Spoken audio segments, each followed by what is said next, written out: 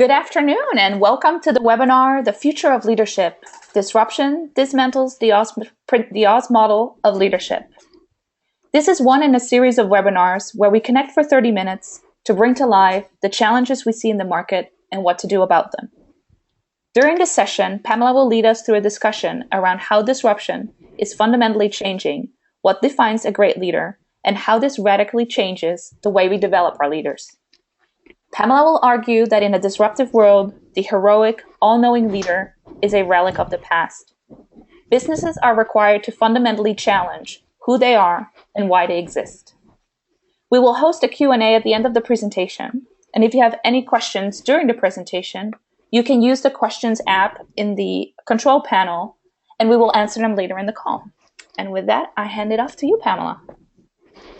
Thank you, Barbie. Thank you for joining us, everyone. I'll start by proposing that it's no longer enough to say that we live in a turbulent world. As Clay Christensen, the well-known Harvard Business School professor and author of The Innovator's Dilemma, has put it, we now live in a disruptive world. Disruption, it's here to stay.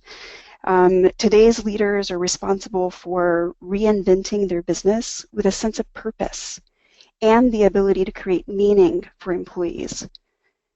Successful leaders of the future must have the agility, the authenticity, and the sense of self to do this, knowing, like you said, Barbie, that control is a mirage. The difference between turbulence and disruption goes far beyond semantics. Turbulence suggests difficulty staying on a predefined course, and it gives us the feeling that we're probably in for a bumpy ride. But today's leaders face constant disruption. It's the new normal. Disruption requires businesses to fundamentally challenge who they are, why they exist, and that requires leaders to do the same. Our research is showing that as a result, what it means to be a leader is being redefined, completely changed. So today in this webinar, we're going to talk about the new demands on leadership, how these demands have changed, how the world is changing, and connect on some future trends that we're seeing in learning and development. Like, for example, purpose and purpose-driven leadership, and then masculine-feminine integration. And our hope is that this is going to support you and your role as a learning and development professional.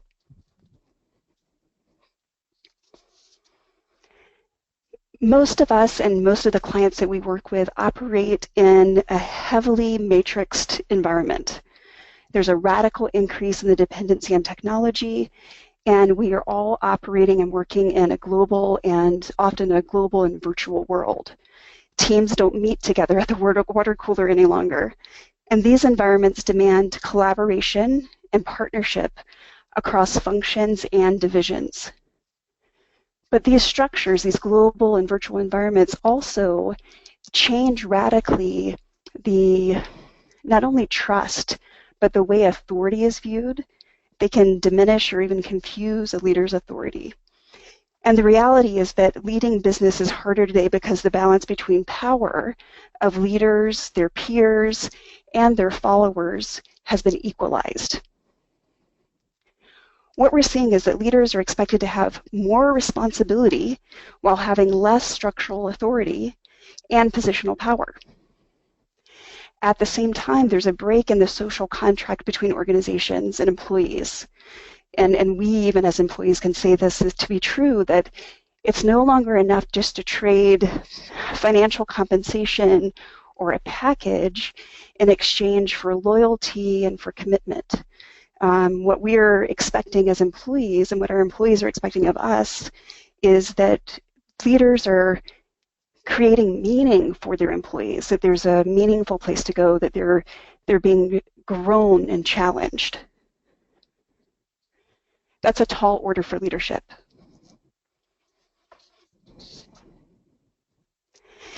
And I'm mentioning disruption, but if this disruption and diminished authority weren't enough, the very base upon which leadership is built, trust, has begun to erode in a VUCA world. Change, ambiguity, and uncertainty require strong emotional bonds between leaders and followers, and this is more so than ever before. especially when leaders are asked to lead at scale. And what I mean by leading at scale is simply that leaders are often in charge of employees that they don't see every day. They're completely out of sight. So what do we do? What do we do as learning and development professionals? How do we redirect our approach to leadership development? It's a question. It's a question that we keep having with our clients for sure. So I'm using this metaphor of the Wizard of Oz. So definitely we have a feeling that we're not in Kansas anymore. One of the most critical changes that I'm seeing in this disruptive world is the idea that the all-knowing, the wizard, the heroic all-knowing leader is a relic of the past. And businesses are required to fundamentally challenge who they are and why they exist, and this means that the leaders within the businesses have to do the same. Leadership used to be about maintaining order and control, finding a way to do things and then executing it. But leadership of today is about navigating ambiguity. We've moved from centrally controlled to peer-to-peer networks, and from limited information to distributed information, and even, I say with social networks, information overload. Leaders today need to be catalysts. They need to be inspiring and empowering storytellers. So what's the purpose of leadership? If we look at it from the stereotype, so in stereotype, the hard, cold, even masculine emphasis on logic, numbers, strategy, and finance was often pitted against the more soft, intimate, feminine qualities of relationships and behavior. But in this disruptive world, as I keep describing, this is going to have to come together. In this competitive environment, decisions about business models have to be combined with conversations and concerns about culture. And discussions about culture can't be separated from business models and how money's made. Future leaders must be able to integrate both the hard and the soft aspects of leadership. Put very simply, to be effective, leaders can't follow models or rules or recipes from others. They must balance the unique circumstances that they see and challenges in which they operate with a sense of agility and purpose. But what we're seeing as a trend is that leaders are becoming the purpose-driven meaning makers in ambiguity. So how do we enable purpose-driven leaders? What we're seeing is that this requires a radically different conversation and a focus on deep transformation. So truly transforming the human beings that are leaders, a deep dive into who they are. So unlike personality or behavioral approaches to leadership, purpose defies quantification or assessment. It can't be taught, it can't be given, it can only be discovered. So leaders that I mentioned earlier that have to lead at scale with people they don't see every day, they have to find a way through their purpose to engender cooperation and collaboration from people that sometimes they don't even have direct authority over. Power with, rather than power over, is here to stay for a purpose-driven leader. Wholeness, flexibility, and congruence are the qualities of a purpose-driven leader. So for us as learning and development professionals, the programs that we need to provide to enable leaders to actually take an unflinching look at the context in which they're leading and be able to ask themselves questions like, what are the big problems in the business that need solving? Where do I or where do we feel the call to action? How have I co-created the challenges that I'm facing? And what do I feel responsible for? How can we disrupt ourselves and step up to these challenges? So the programs and the experiences that we create need to have the ability to enable leaders of the future to take a strong look at ambiguity and make sense of it. And then be able to, for their followers, for their directs, for their employees, to provide direction and inspiration. We need to be creating programs that have leaders take a strong look at their convictions, their values, and how those connect to what the organization is asking of them. The future leaders need to be able to ask, understand, and articulate, who am I as a leader? What's my story? What really matters to me? What's the right thing to do given the circumstances I find myself in? And if there's risks, because there often are, what's the stand I'm going to take? What's the unique difference that I can make here and now? And how can I inspire my people through my own congruence and my own behavior to do the same? So I'm seeing in leadership is that this is definitely the end of the yellow brick road. Our data is showing that the output of leadership development should be less about knowledge and skills, tools, or competencies, and more about changing the mindsets. This is about enabling leaders to find their purpose and change the quality of the dialogue that they facilitate. It's about shifting their sense of responsibility and their sense of purpose. We need to be asking ourselves as professionals, what experiences are most likely to produce responsible, authentic, and agile leaders? And like I said earlier, control is a mirage. The trend that we're seeing is that the most effective leaders right now, both men and women, are those who embrace traits that were once considered feminine. Traits like empathy, being sensitive to the thoughts and feelings of others, vulnerability, owning up to one's limitations and asking for help. Leaders of the future show humility, seeking to serve others and to share credit. They're inclusive. They solicit and they listen to many voices, and they know how to do that. They're generous. They're generous with their time, their contacts, their advice, and their support. They're balanced. Leaders of the future give life as well as work its due, and they're patient. They take the long-term view, not just the short-term gain. So I want to speak a little bit about the masculine and the feminine, and don't get me wrong, it's not necessarily about gender. What I'm referring to is an integration of traditional masculine and traditional feminine traits within a single leader, male or female. I really believe that the integrated leader will be a very hot topic of the future. We all know that for the most part, business culture, design of business, favors the masculine perspective, not because it's intentional to marginalize women or female leaders, but because it was designed by men. And as a result, we often associate what would be the masculine qualities with what leadership looks like. And I believe that our leaders of the future, because of this requirement of being more inclusive, leading at scale, leading in a complex environment, and dancing with ambiguity, will require an integrated view of leadership. So what is the traditional masculine? What is the traditional feminine? And again, not to do with gender, but the traditional masculine would be a focus on purpose, will, self, personal achievement, boldness, autonomy, and the interpersonal relationship is more of that feminine approach. Inspiration, community, team, connection. There's a comfort with ambiguity and an interdependence. And I like to look at this as a polarity. So you may or may not be familiar with Barry Johnson's work, highly recommended on managing polarities.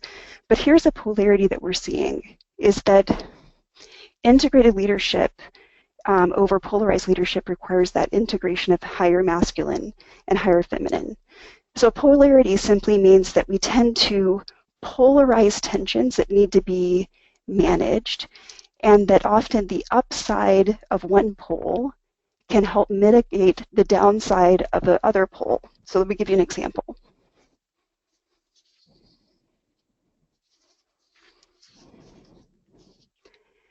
if you look at the left here, the higher feminine can help us be an antidote to the lower masculine. So for example, inspiration, creativity, compassion, empathy, listening, collaboration are antidotes to traits found in the lower masculine, which is more fear-based, like seeking power over others through authority or status, dominance, command and control, seeking to win, or seeking to be better than others, and even trying to prove yourself through individual achievement. And then vice versa is true as well. The higher masculine is an antidote to the lower feminine.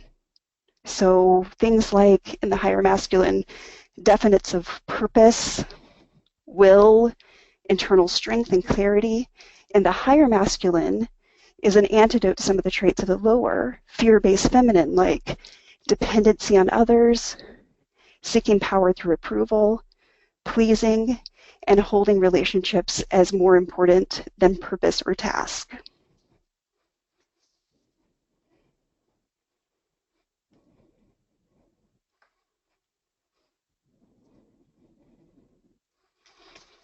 So it brings us to a conversation about balance. And what we're seeing in this highly disruptive world is that the requirement of the future of leadership is about balancing and integrating the qualities of masculine and feminine. It's about learning to lead through purpose, through inspired storytelling, and learning to lead at scale. And this is just the beginning of the conversation for sure, of how we balance, how we as learning professionals create dialogue and experiences to build and balance these ways of seeing the world and leading in a highly disruptive world. Leading teams and people at scale and complexity requires leaders to understand what brings the best out of everyone, both individually and collectively, and what motivates people. It's about leaders understanding how others view themselves, what they value, and how they can be encouraged to express their values in the most stressful of circumstances. The dismantling of the Oz model is all about really redefining where leaders source their identity, where they source their sense of confidence. And it's the laying down of the idea that that all-knowing leader is gone. It's a relic of the past. Leaders need to know when to be hands-on and when to be hands-off. They need to understand their own humanity and human behavior, and they need to have both the ability and the commitment to treat people as human beings. And while it's tempting to call this a more feminine approach of care and consideration, I actually prefer to call it integrated. The future of leadership is integrated, and it's integrated somewhere between Mars and Venus, if we use that terminology to capture masculine and feminine. So I'd like to talk a little bit about how we go about doing this. How do we create that balance? What are the types of programs that need to be enabled in order to create that transformation? I already mentioned purpose and excavating purpose. This is going to be about curating experiences for leaders where they take a strong look at what's important to them, why it's important to them, and how they can truly contribute to the business through who they are, expressing who they are, not simply what they do or what they accomplish or how they perform. We're seeing a huge change in the conversation from performance management in learning and development to development management. How do we develop and deep dive with leaders in order to create transformation?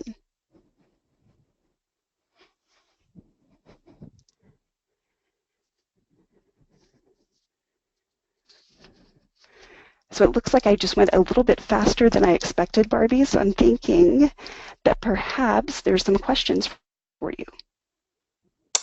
Thank you, Pamela. Yes, we have some questions. The first question is, how can I open a conversation about purpose in my organization? That's a great question. So I would say that, sometimes we have to redefine the difference between the values of an organization and the purpose. And I said this earlier that, redefining what business is all about is coming up.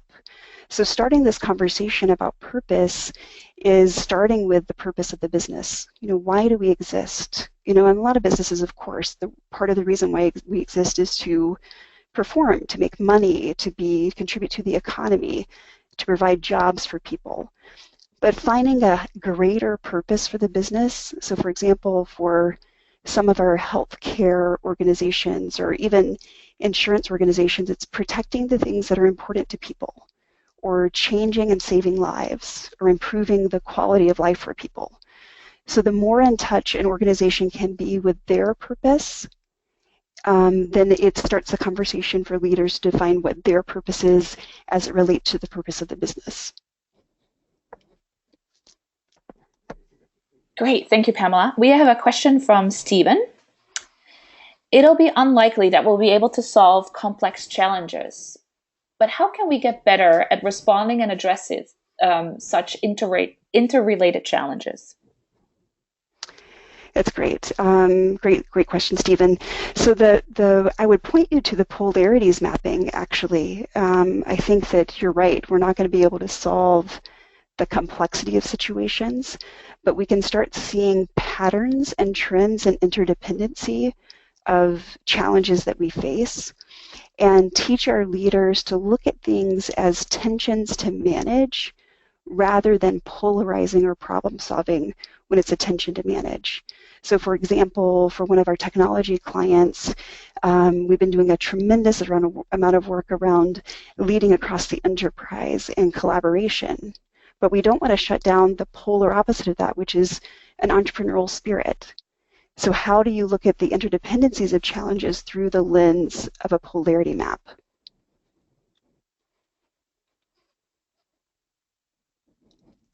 Thank you.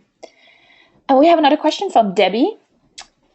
What is the best way as an integrated leader to inspire and enroll people who come from the Oz mentality that we might be working with, both men and women, not used to this new way of thinking and being heard by them, and getting them to subscribe to a very different way of thinking, being, and doing?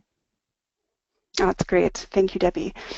Well, I think one of the best ways is understanding where we fall ourselves as leaders. And what I mean by that is, on the continuum of masculine, feminine integration, where do we tend to fall? Like where, for example, as a leader, I'm very relationship oriented. And knowing that about myself means that the clarity of purpose and the clarity of direction is the place that I can mitigate and role model greater integrated leadership.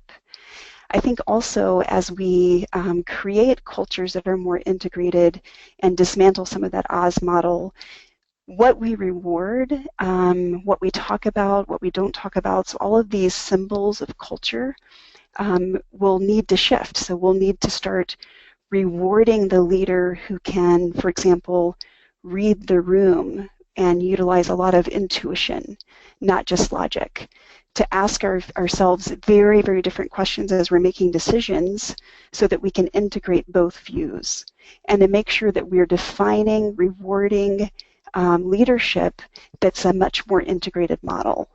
And then to answer your question about, for people who are not used to this, that the conversation about who they are being as important as what they do and what they produce, and to approach it honestly with compassion so that we're able to see people seeing the world right where they are and bridge over to a new way of seeing things without making them wrong.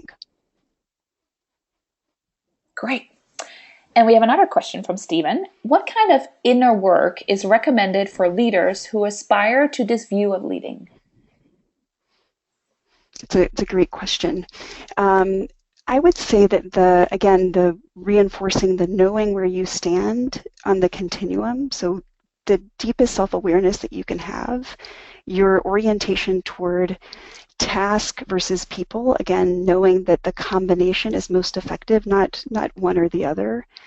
I personally highly recommend deep shadow work, because there's a lot of parts of us that makes a lot of sense if we look at our history, the way we grew up, what we were rewarded for, what we were punished for, the parts of ourselves that we've let thrive, survive and thrive, and the parts of ourselves that we negate.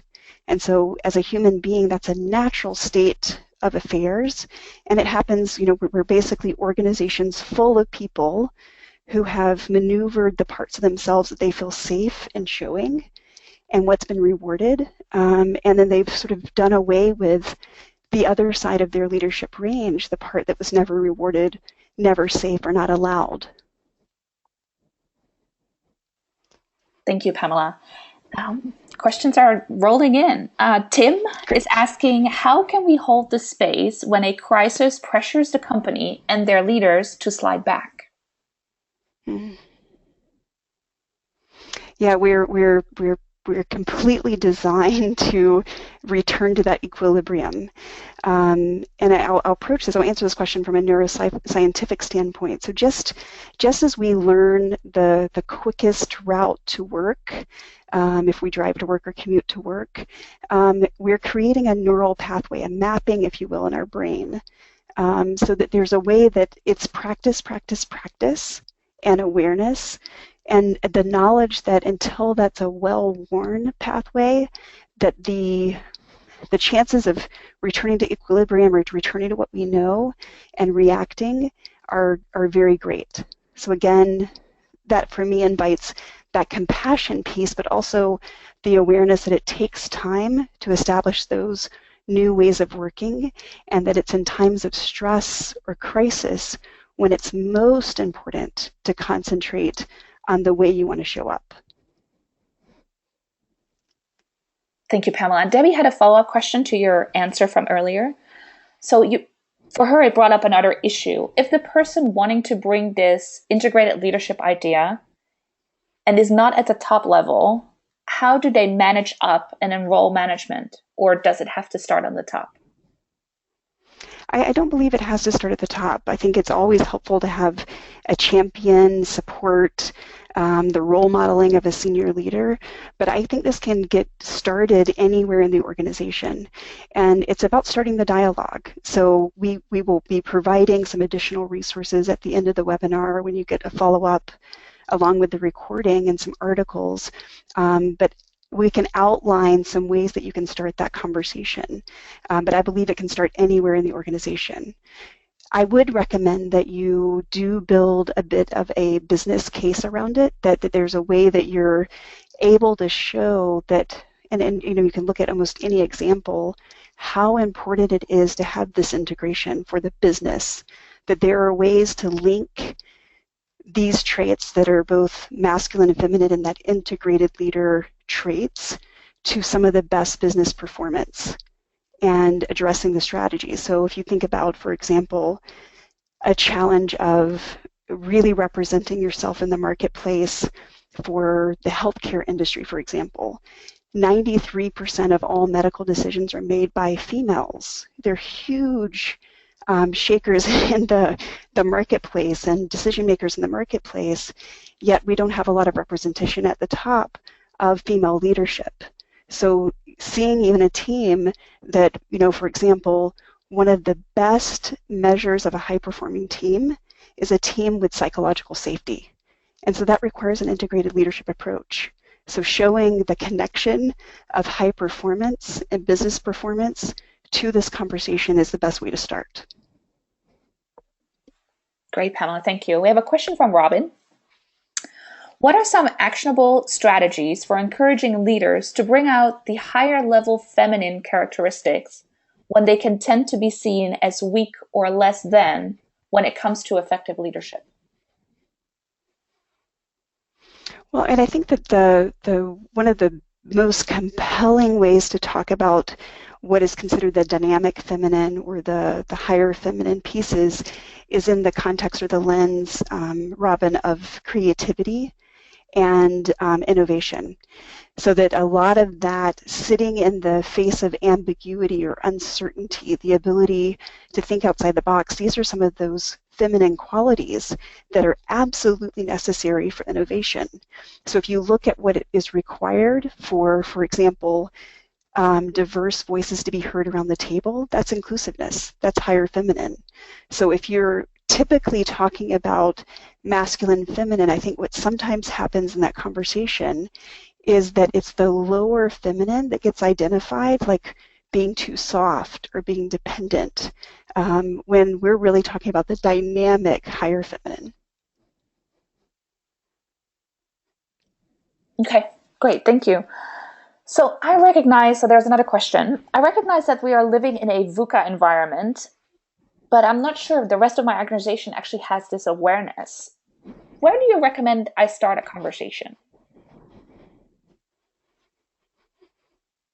I agree with you. I think that a lot of organizations it's the new normal, that crisis mode. I think that if you look at the history of your organization, you look at what's happening in the marketplace, it's ever changing. We were speaking with one of our technology clients just this past week about the complete overhaul and change in their business model that's required by open source technology, that they can no longer base their business in the same way or even make the money in the same way. So being able to point to the actual realities of business, what's needed for leadership, the need to pivot, the leading at scale, the onset of big data. There's a lot of things in the environment, in the business environment, in the business model, where you can point and anchor it into VUCA and start educating. And then from there, talk about the leadership qualities that are needed to operate effectively in that world. Thank you, Pamela. There is another question from Stephen. What would you say are key organizational values to support transition to this style of leadership, such as perhaps transparency? That's one of them, absolutely. So that and when I connect to transparency, that's one of the values that we see popping up with a lot of our organizations, and that a lot of the organizations that we work with are really seeing that in order to effectively attract and retain top talent, in order to effectively compete in the marketplace, that they need to be defined not only by their product or service, but by their people and their culture. So this is a critical piece, that we're changing the nature of what's important, whereas, effectiveness and efficiency and scale or even size were sort of the older regime of values. We're seeing things, like you said, transparency, care, our people, our culture, empathy, popping up in some of the hardest of industries, because that's what's needed. When you have 5 generations working under the same roof, the demand of an employee is completely different. Employees of today are demanding meaning and challenge and personalization, as are our consumers. So the values are absolutely shifting to the more feminine. Thank you, Pamela. I just want to give the audience one more chance for any questions, and if not, I propose that we close. And as I said that, is this organizational set more attractive to Gen Ys? Was a question by Tim. Well, I would say it's more native to Gen Ys. That's what we're seeing, is that there is a sort of a native understanding, just like being a digital native. Our millennials, this integration is a part of a natural way of being in the world. So I find it interesting. It's less natural for our baby boomers and even our Gen Xers. So I do see a generational difference in what's expected, but also what's natural for them. Okay, great. Thank you, Pamela. Thank you to those who had their questions. And we look forward to seeing you on our next webinar, and we will share the recording of this webinar with some interesting articles over the next 2 weeks. Great, and we'll add to it, just as a promise from us, we'll add to it some conversation starters. I thought those were great questions. Thank you all for being here, and good luck with your own personal integration and bringing the integration conversation into your organizations.